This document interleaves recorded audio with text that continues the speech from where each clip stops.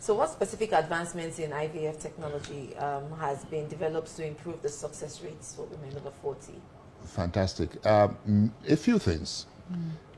Some are proven, some are, well, we try them because they are not unsafe. For example, we do laser hatching of the embryos for some of them, but we don't know whether over time, we thought it was the best thing after sliced bread initially, but evidence is not really shown that, but we still do it because it's not harmful. But there's some things that we do. You know, we talked about quantity. What people don't know is that even when you are doing IVF, those same factors apply. When you are over 37, you are 40. The same factors apply. The quantity and the quality is already reduced. So what we're trying to do with IVF is to bring out as many eggs as we can. But don't forget that these people that we're bringing out are the second result. So it also still tends to bear on that. So we do something for some of them in clinics that have very good freezing system. We pool their either eggs or embryos together. This is what I mean.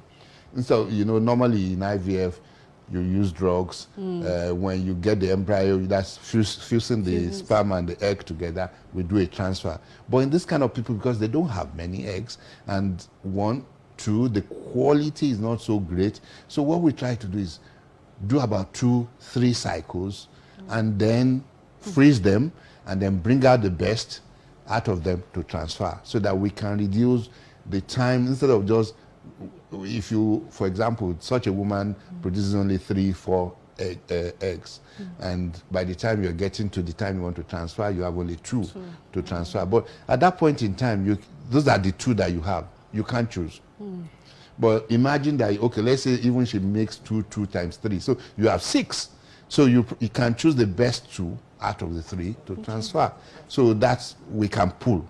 The other thing is that we can do what we call pre-implantation genetic diagnosis or pre-implantation genetic testing. What this means is that we know that the greatest problem with this is that there can be problems in the genes.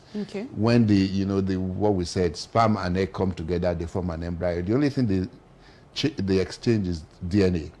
All right, and then a new organism is formed. But we know that because of this cell division, in older people, mistakes tend to occur.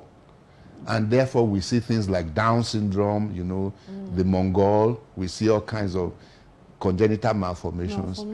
We can screen for this. And that's what the PGT is doing, pre-implantation genetic testing. So we can screen for this and see which ones are the viable embryos, and those are the ones we will transfer. So we avoid genetic problems along the way, you know.